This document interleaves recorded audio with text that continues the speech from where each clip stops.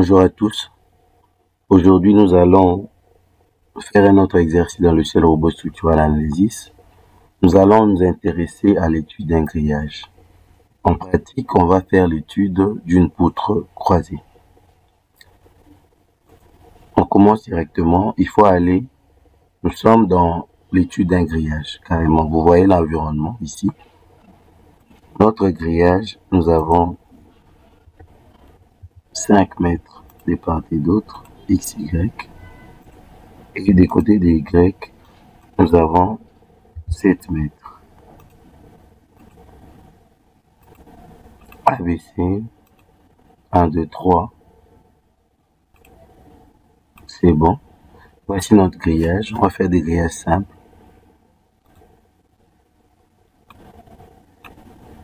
Sur barre, on prend poutre BA. Et comme section,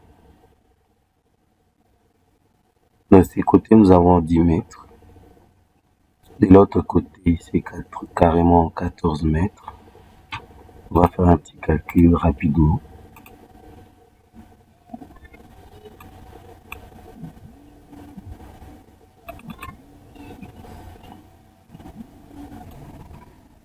Sur 10 mètres, 100 cm, on va mettre carrément 1000 divisé par, on le considère isostatique, divisé par 15 carrément, 66, donc on peut mettre 70. Donc comme H, nous avons 70. La base, nous avons 30. Ok. Et pour l'autre, là où il y a 14 mètres, 1400 divise par 15. 93, 95, 93 mètres.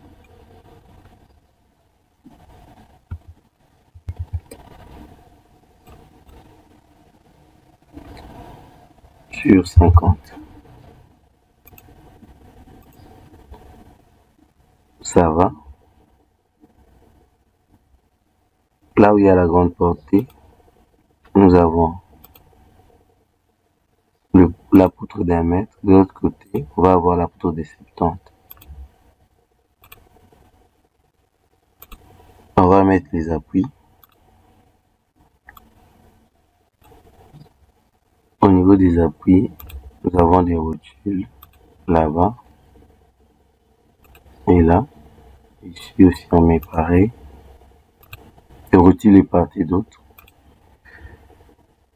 Pour le chargement, nous avons le poids propre, PP. Et on va mettre une charge d'exploitation.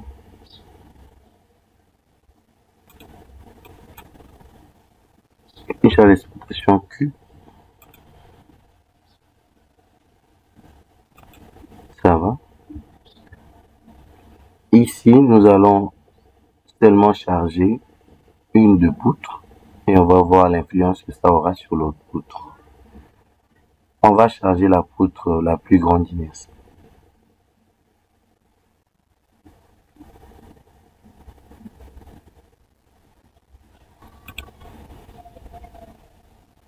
Barre, on prend ça, on charge, on va charger avec une charge de 5 kN/mètre.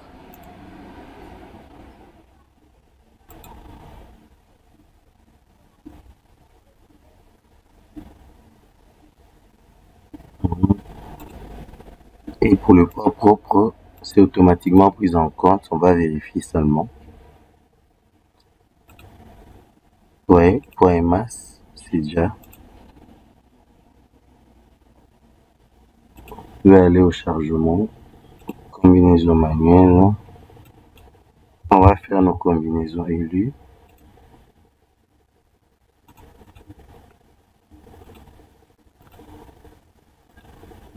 LS.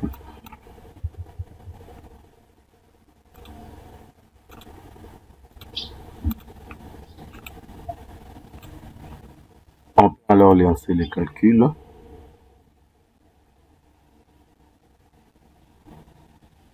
Le calcul est fait. On passe en 3D. Pour exploiter les résultats, nous allons sur Résultats, Diagramme, Diagramme de moment, MY par exemple.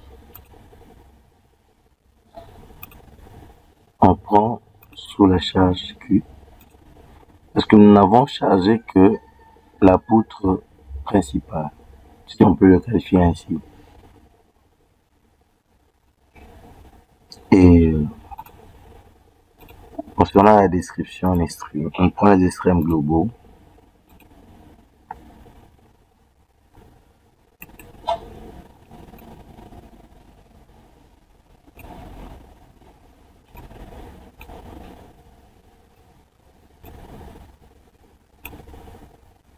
On prend les extrêmes locaux.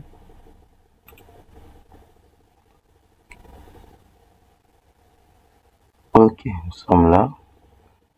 Pour ces cas précis où nous avons la charge Q,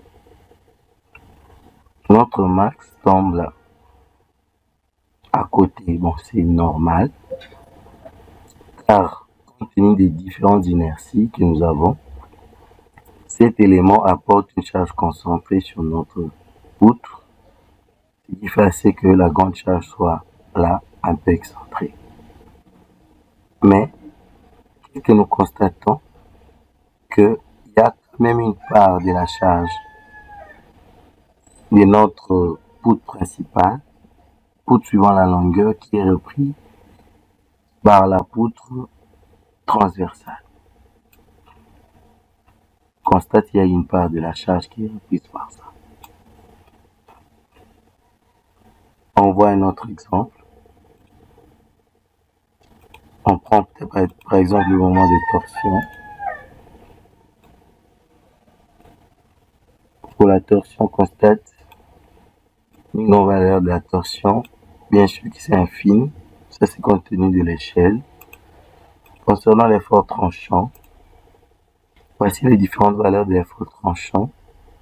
On a toujours les max au niveau des appuis. Là et là. Si on passe alors à l'élu, pour l'élu, on peut voir le moment. Pour le cas de l'élu, les moments max est ici. Ça, c'est lorsque nous avons différentes portées. On va traiter un exemple où les portées sont identiques. On efface ça.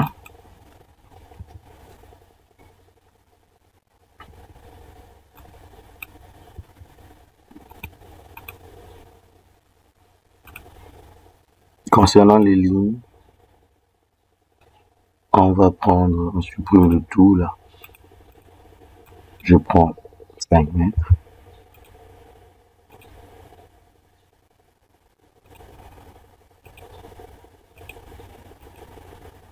Ok, on a déjà la poutre définie. On prend la section 30/70.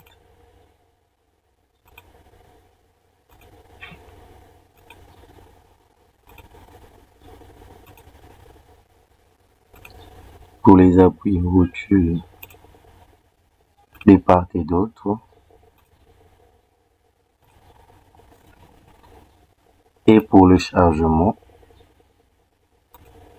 on prend Q et nous allons charger l'une des poutres. Avec la même intensité, on charge cette poutre ici. On peut lancer le calcul. Il parle de nez isolé, c'est normal. En lançant les calculs, on passe en 3D. Nous sommes là. Voici la différence maintenant.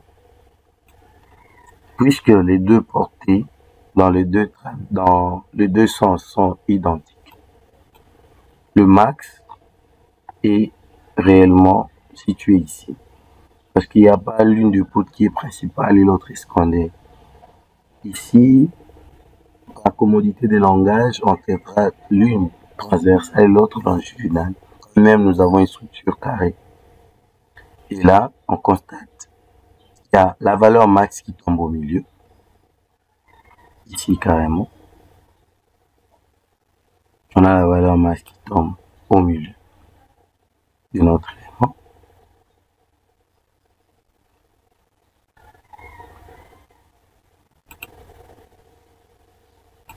Si on fait l'élu,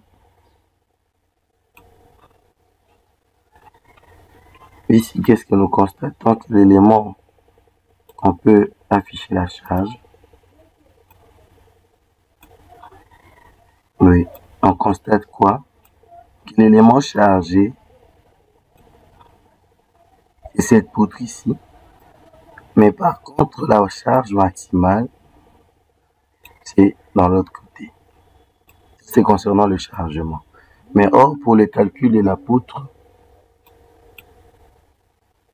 croisée, on considère l'égalité des flèches. On va voir les flèches pour voir qu'est-ce que nous allons constater. On prend la déformée. Vous voyez, la théorie est respectée pour l'égalité des flèches.